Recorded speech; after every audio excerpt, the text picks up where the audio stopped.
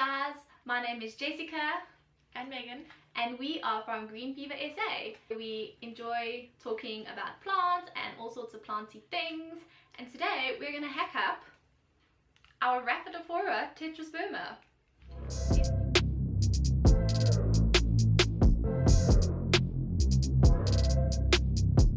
Before we get into today's video, I want my sister to mention the beautiful paintings in the background which are in her bedroom where we are coming from. So these I actually won on an Instagram giveaway, which was super exciting. I don't think I've ever won anything before.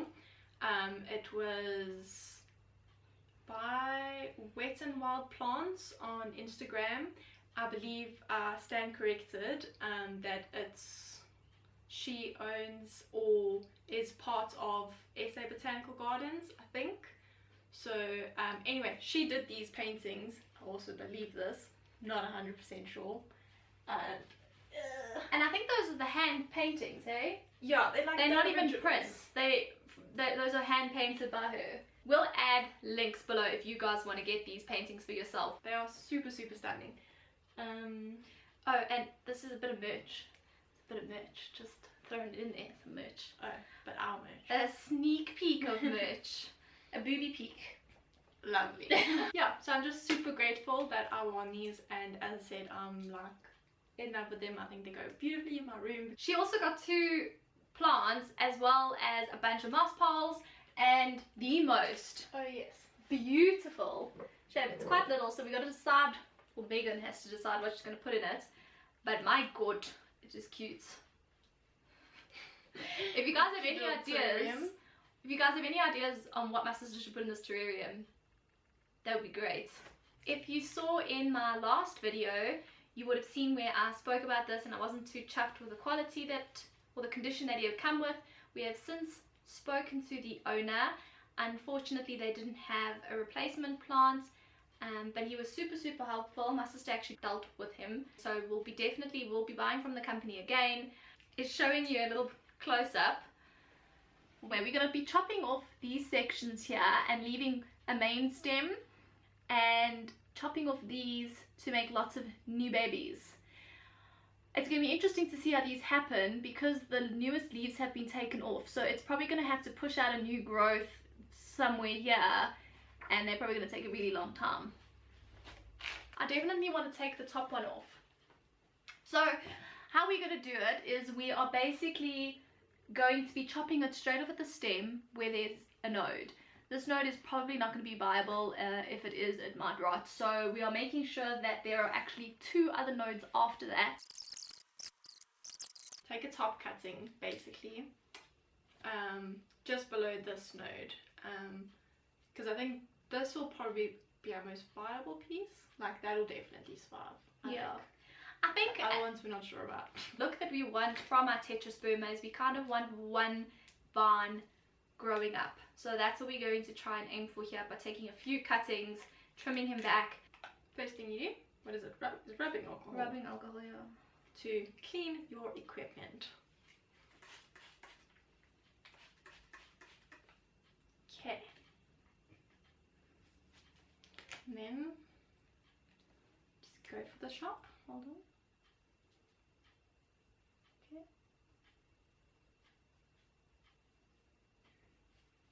So we're taking the cutting between 2 nodes. I should have done that 45, but it's fine. We're going to trim back everything that we want. We're going to let the stumps dry off to some degree. Okay, so we're going to leave this guy. And the next one. And the next one, and we take off these 3. Yeah. Because then at least we're going to get a vine. Like that's going more for the viney thing. And if he pushes out one there and pushes out one there and he vines off in 3 ways, that's not too bad. Yeah.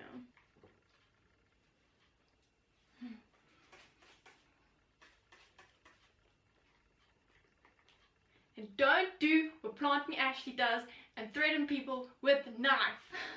Don't do it. I feel like you're threatening me. Don't.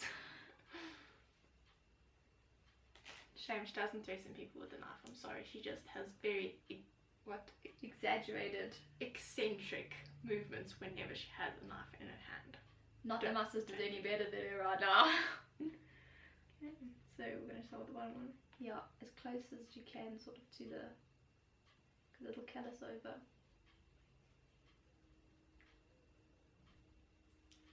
Then just bring it up to this camera once you've done it.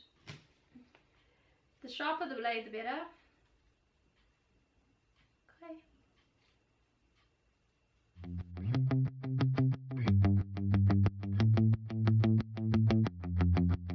So this is what he looks like now.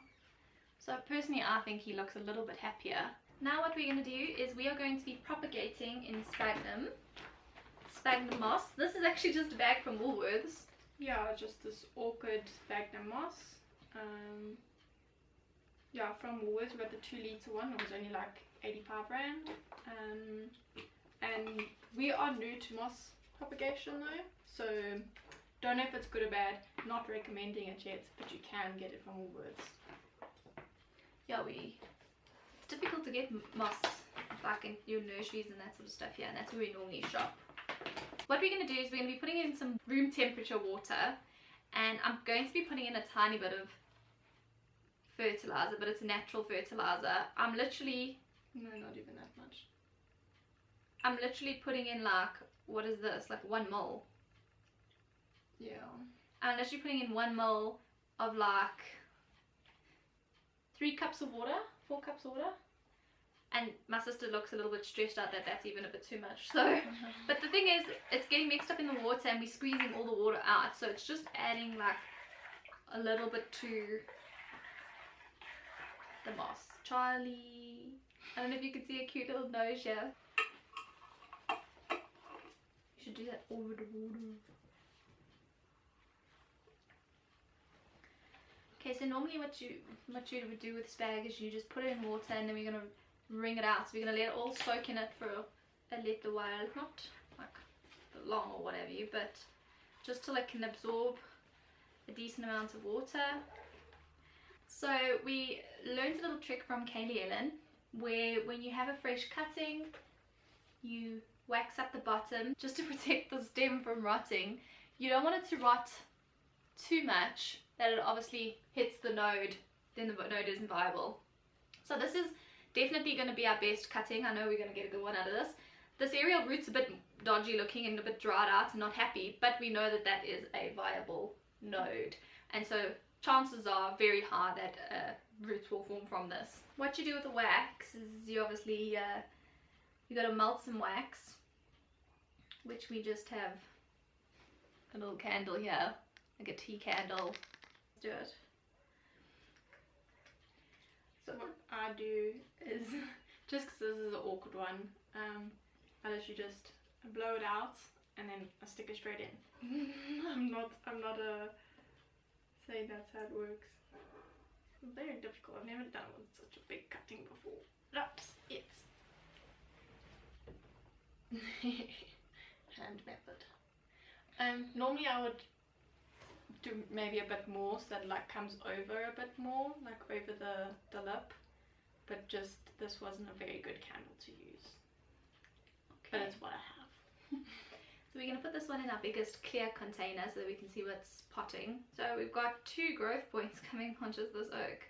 Okay, so then with the sphagnum moss, you take a chunk, you squeeze the...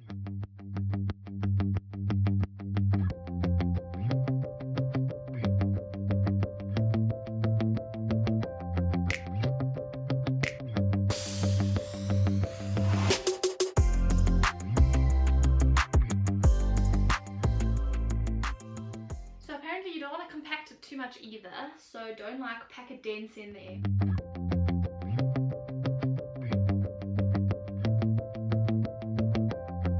So thank you guys so much for watching us completely hack up our brand new Rapidophora Tetrasperma. Well, we will be giving you some updates on our Instagram on how all this hacking goes. At Green Fever SA. At Green Fever SA. You can head over there. And if you enjoyed this video, and if you enjoyed having my sister along with me in this video, then please give us a shout out or a comment. If you have done this before or have experience in hacking your Tetrasperma up, please give us some tips so that both us and anybody else watching this can get some further information and advice. And subscribe. That's what the subscribe button's for.